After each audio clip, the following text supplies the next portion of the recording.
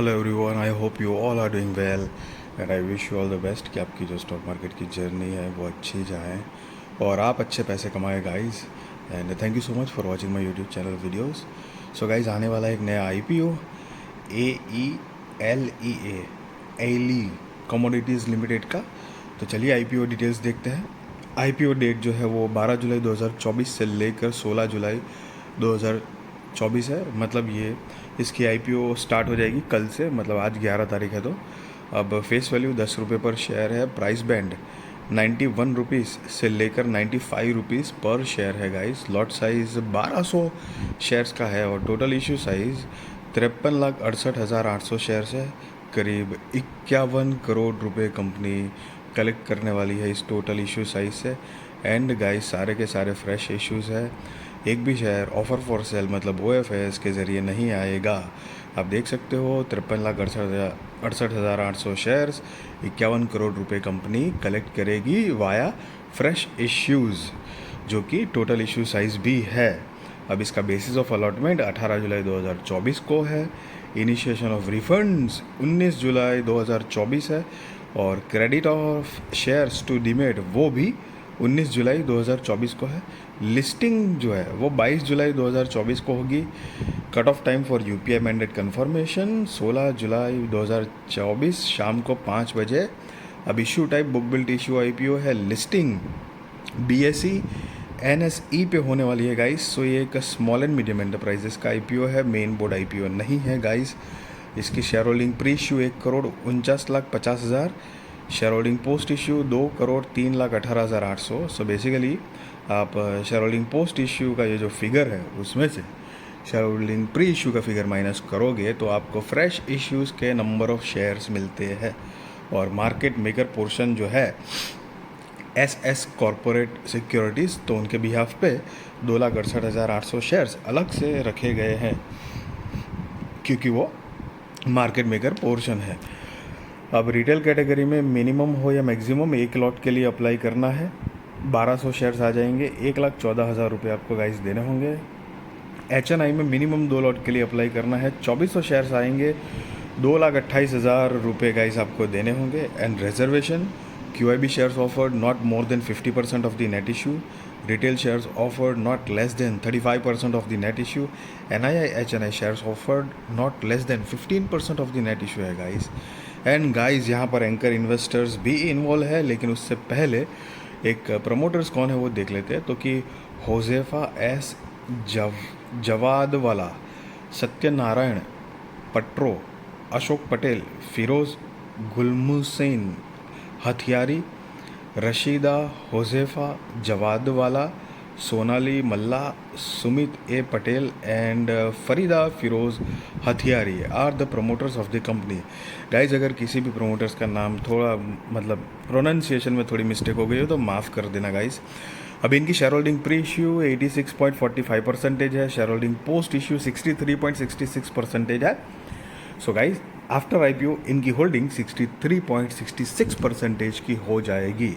Now anchor investors की detail देखते हैं। तो कि बीड डेट जो है वो 11 जुलाई 2024 है।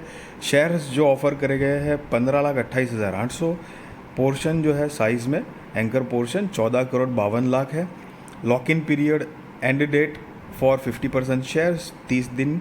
उसकी जो डेट है 17 अगस्त 2024। Anchor lock in period end date for remaining shares 90 days.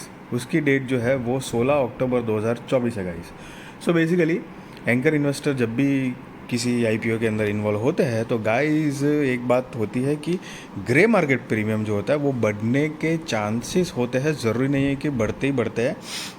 Secondary point, ये जो 30 दिन और 90 दिन वाली जो डेट दी गई है वो बेसिकली इनकेस अगर आपको पता नहीं है, मैं लगभग हर वीडियो में बताता हूँ आपको।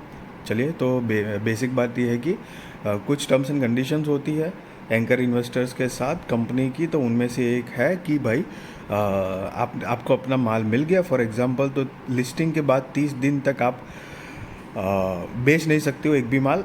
अगर आपको बेचना है तो 30 दिन के बाद आप बेच सकते हो, वो भी 50% का हिस्सा आपके पास जो भी है उसमें से।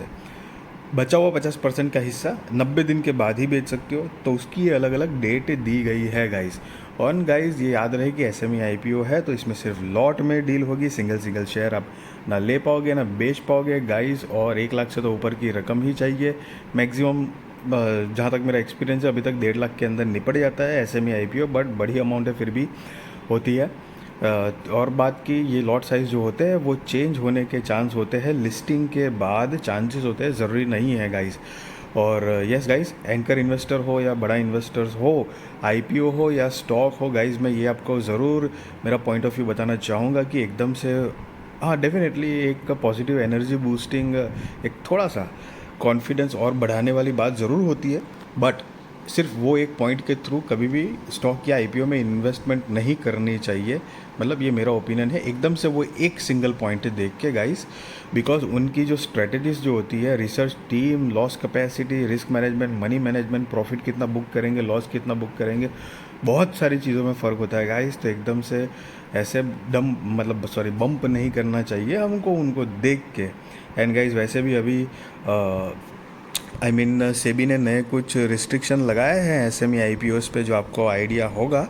सो मैं आपको बता देता हूँ कि जैसे कि पहले कुछ ऐसी सिस्टम थी कि मतलब एसएमई मतलब प्री ओपन मार्केट जो होता है, तो मतलब मान लो कि आज आईपीओ फॉर एग्जांपल कोई भी XYZ एसएमई आईपीओ है, तो आज उसकी लिस्टिंग होने वाली है।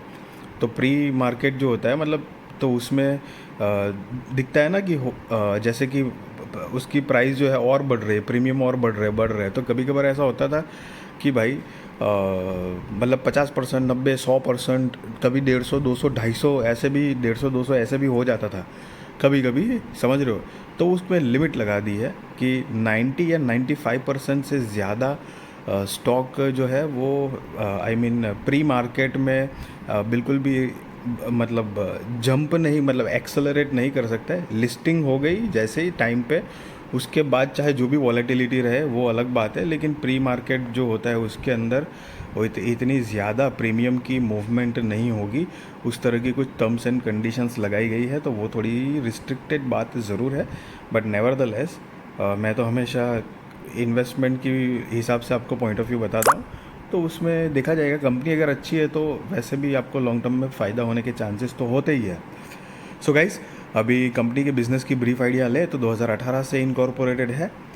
Aelea commodities limited is engage in the trading of agricultural products. The company is mainly involve in processing and trading cashews, मतलब काजू। The company also trade other goods such as sugar, pulses, soybean, rice and wheat flour. Okay. The company imports raw cashews nuts from various African nations including Benin, Tanzania, Burkina Faso, Senegal and कोटे द्वॉलरी। तो ये कुछ जगह हैं जहाँ पर international level पे करते हैं काम। और additionally it trades in by products from sugar mills such as बगासी।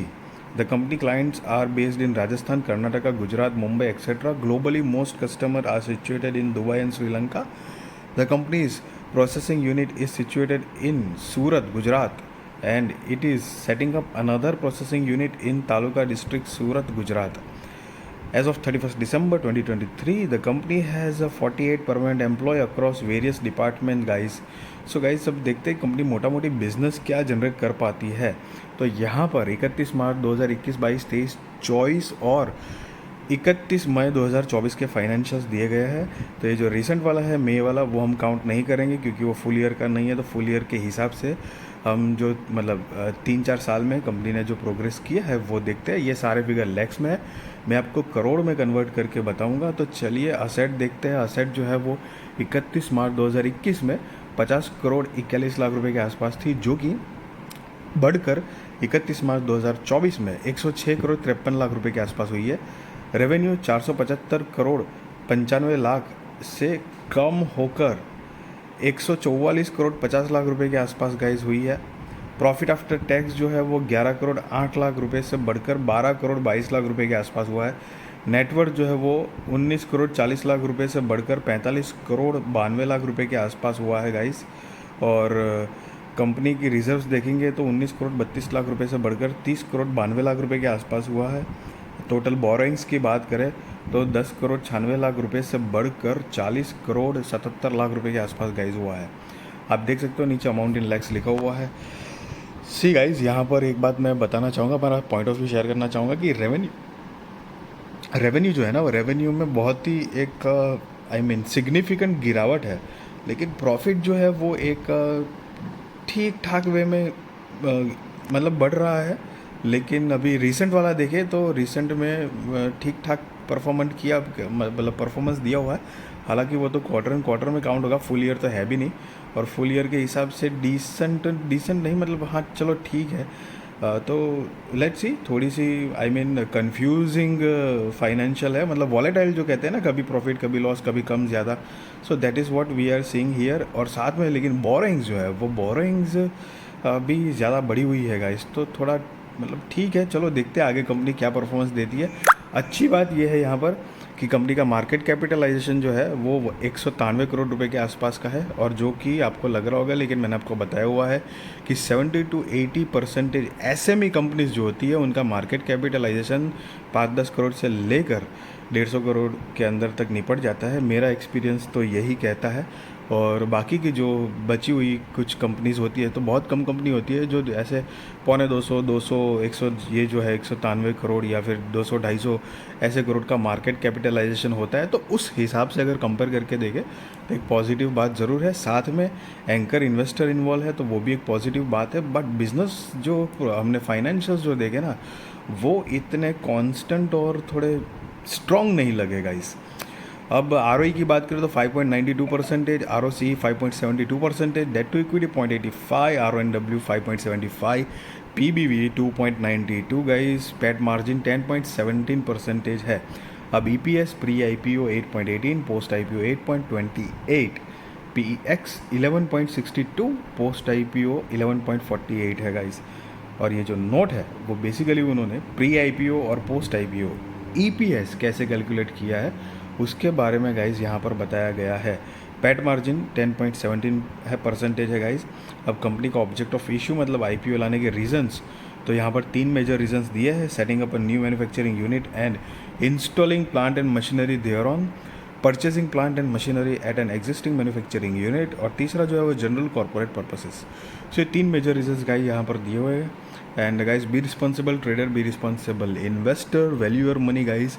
आई wish you all the best कि आपकी स्टॉक मार्केट की जर्नी अच्छी जाए, आप अच्छे पैसे कमाए गाइस।